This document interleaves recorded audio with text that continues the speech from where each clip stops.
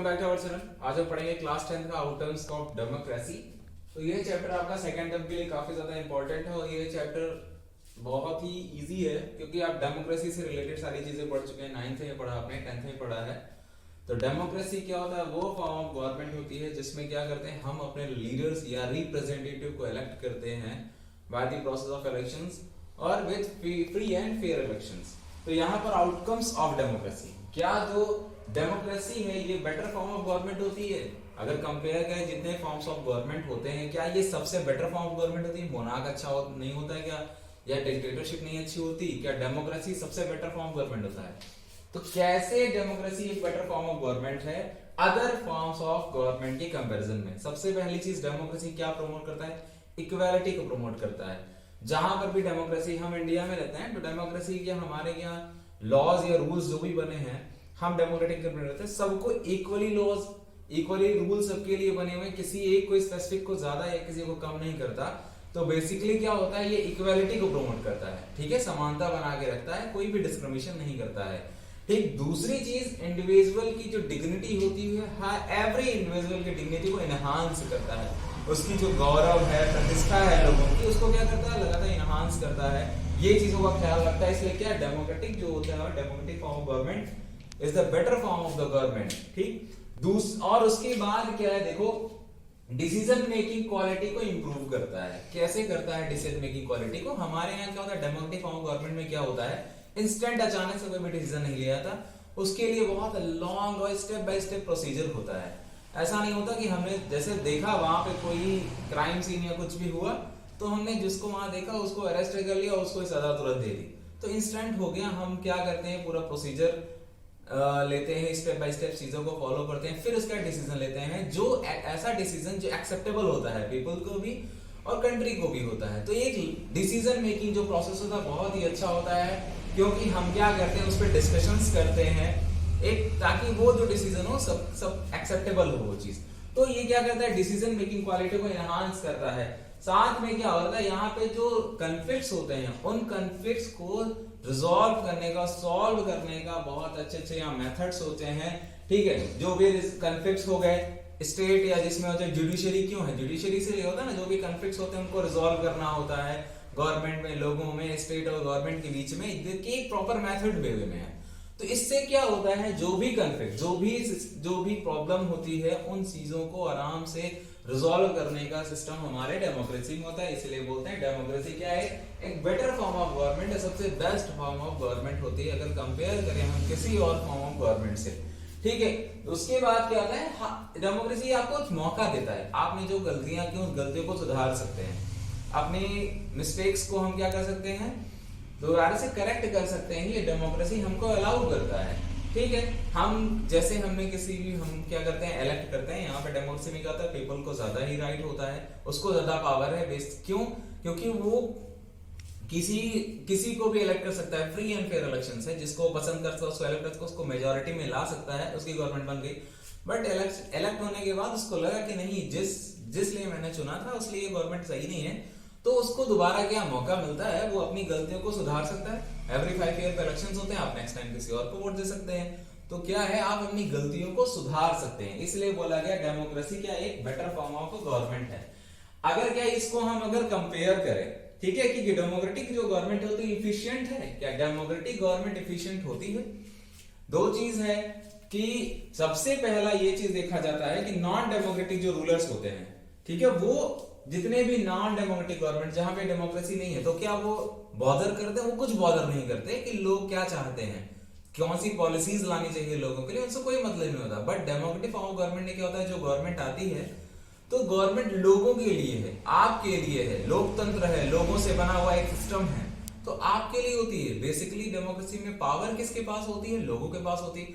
आपको पावर में लाना, आपको पावर से हटा के दूसरे को बैठा देना, ये किसके पास पावर थी, लोगों के पास पावर थी। क्या होता है कि नॉन डेमोक्रेटिक में जो लीडर्स होते हैं वो क्या करते हैं, कोई ज्यादा बॉदर नहीं करते हैं। ठीक है, समझ में आ गया, उनको कोई फर्क नहीं पड़ता मेजॉरिटी से पब्लिक ओपिनियन क्या है, इससे कोई मैटर नहीं करता। बट डेमोक्रेटिक में क्या होता है, पब्लिक ओपिनियन मतलब है, देखा होगा कोई भी गवर्नमेंट आती है, पॉलिसीज लाती है, प्रोग्राम्स लॉन्च करती है, आपको स्कॉलरशिप मिलती है, नई नई पॉलिसीज लाते हैं। तो क्यों लाते हैं? आपके लिए लाते हैं, आपके आपके लिए लाते हैं, आपका लाइवलीहुड अच्छा हो जाए, ये सब चीजों का काम, ये काम होता है एक गवर्नमेंट का। ये किस लिए? क्योंकि डेमोक्रेटिक फॉर्म ऑफ गवर्नमेंट पे हम रहते हैं। तो डेमोक्रेटिक गवर्नमेंट क्या होती है? किसी भी चीज को फॉलो करने के लिए काफी लंबा टाइम लेती है। लॉज बनते हैं हमारे यहाँ जब भी होते हैं, क्या लेजिस्लेचर जो एमपीज एमएलए लॉ बनाते हैं, एग्जीक्यूटिव उसको एग्जीक्यूट करता है, लागू करवाता है। तो क्या एमपीज और एमएलए जो लेजिस्लेचर है, लेजिस्लेटिव असेंबली है, लेजिस्लेचर क्या कोई भी लॉ बना सकता है? कुछ भी बना सकता है? नहीं। अच्छा, जब भी लॉज बनते हैं, एमपीज एमएलए बनाते हैं, तो हरीडली नहीं पास होता है। देखो होगा लोकसभा में होता है, राज्यसभा में होता है, वो भी अलग अलग मेजोरिटी से पास होना होता है, उस पर बहस ज्यादा होती है। इसका मतलब क्या है? स्टेप बाय स्टेप वे में, क्योंकि उसमें जो भी करेक्शंस कर रहे हो, जो भी अगर कुछ गलतियां, उनको आराम से उतार सकते हैं। मतलब उस पर बहुत लंबा लॉन्ग डिस्कशन चलता है, उसके बाद जाकर के वो इफेक्टिव होता है। तो क्या है, अगर नॉन डेमोक्रेटिक गवर्नमेंट में ऐसा कुछ नहीं होता, उनको जो भी चीज लाना होता है, रूल्स या कोई भी चीज करनी होती है, वो डायरेक्टली इंपोज कर देते हैं, उनके पब्लिक ओपिनियन से कोई मतलब नहीं होता है। तो ये डेमोक्रेटिक फॉर्म ऑफ गवर्नमेंट, इसीलिए बोलते हैं कि डेमोक्रेटिक गवर्नमेंट क्या होती है? इफिशिएंट होती है। ठीक है, समझ में आए? और इसीलिए क्या होता है, वो ऐसे लाते हैं जो पीपल्स के द्वारा एक्सेप्टेबल हो, और सिटीजन ऑफ इंडिया जो है, हमारी कंट्री है, वहां उनके लोगों के लिए वो एक्सेप्टेबल वो चीजें हों। तो क्या होता है, इसीलिए बहुत टाइम लगता है। एक स्टेप बाय स्टेप प्रोसीजर लाते हैं, उसको फॉलो करते हैं, इसलिए क्या होता है, प्रॉपर वे में हम चलते हैं। इसीलिए बोल रहे हैं कि ये इफिशिएंट होता है। कौन सा? डेमोक्रेटिक गवर्नमेंट क्या होती है? इफिशिएंट होती है। अगर अकाउंटेबल की बात करें, ठीक है, अकाउंटेबल फॉर्म ऑफ गवर्नमेंट होती है, लेजिटिमेट होती है, रिस्पॉन्सिव गवर्नमेंट होती है हमारी। तो एक सिटीजन है, कोई एक बंदा है, कोई एक सिटीजन है, जो क्या चाहता है, वो चाहता है कि कोई भी डिसीजन है वो क्या करेक्ट प्रोसीजर में, कोई बंदा है जैसे हम हैं, आप हैं, अगर हमने देखा कि गवर्नमेंट ने क्या ये करेक्ट प्रोसीजर लिया, क्या करेक्ट स्टेप बाय स्टेप वे में हम चले, तो इसको वो डायरेक्टली आराम से दे सकता है। इसको बोलते हैं ट्रांसपेरेंसी बोलते हैं। क्या बोलते हैं? ट्रांसपेरेंसी बोलते हैं। ठीक, क्योंकि हम क्या कहते हैं, हमारी जो गवर्नमेंट है, डेमोक्रेटिक फॉर्म गवर्नमेंट ट्रांसपेरेंट होती है। ट्रांसपेरेंट आप जानते हो ना, मतलब ओपैक और ट्रांसपेरेंट हमने पढ़ा है कि जब पारदर्शिता बेसिकली होता है कि कुछ भी छुपा नहीं हमसे, जस्ट लाइक वियर जो स्पेक्टिकल है तो ट्रांसपेरेंट है, इधर से उधर एकदम आराम से दिख रहा है, तो कुछ भी छुपाया नहीं गया है।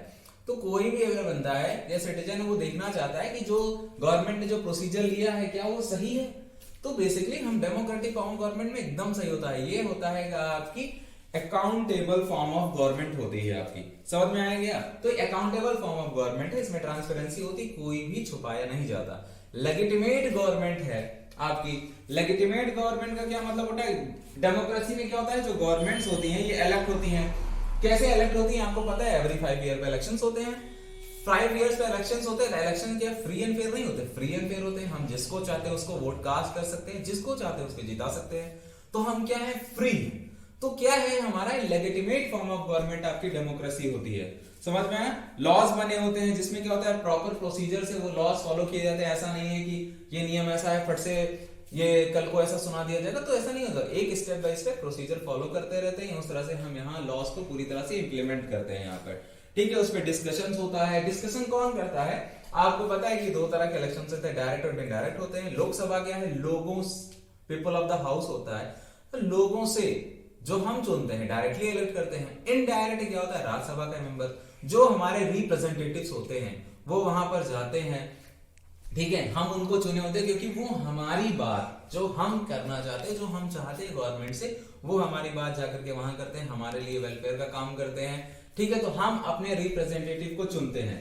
ठीक, तो वो क्या करते हैं? रिप्रेजेंटेटिव जो होते हैं वो लोगों के हमारे रिप्रेजेंटेटिव वहां डिस्कशंस में होते हैं, वो चीजों को सॉल्व करते हैं। तो एक स्टेप बाय स्टेप प्रोसीजर से होता है, कुछ भी डायरेक्टली नहीं हो जाता है।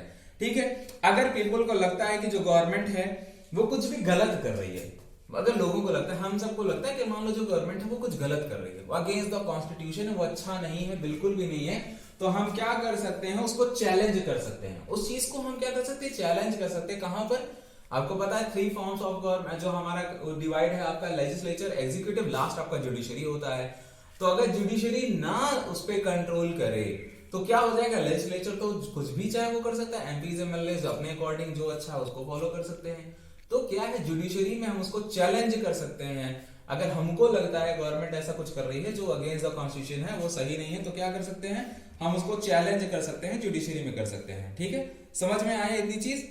तो आपका जो 1950 से लेकर 2000 के बीच में डिक्टेटरशिप जो है वो उसकी जो higher rate of economic growth थोड़ी थी। अगर आप कंपेयर करना चाहते हो कि सबसे बेटर इकोनॉमिक ग्रोथ कहां होता है, अच्छा ग्रोथ कहां होता है, डेवलपमेंट कहां होता है, तो क्या डिक्टेटरशिप डेमोक्रेसी दो है आपकी फॉर्म ऑफ गवर्नमेंट हो गई, तो कहां पे ज्यादा डेवलपमेंट होगा? तो ऑब्वियसली डिक्टेटरशिप में थोड़ा स्लाइटली हायर होगा। क्यों होगा?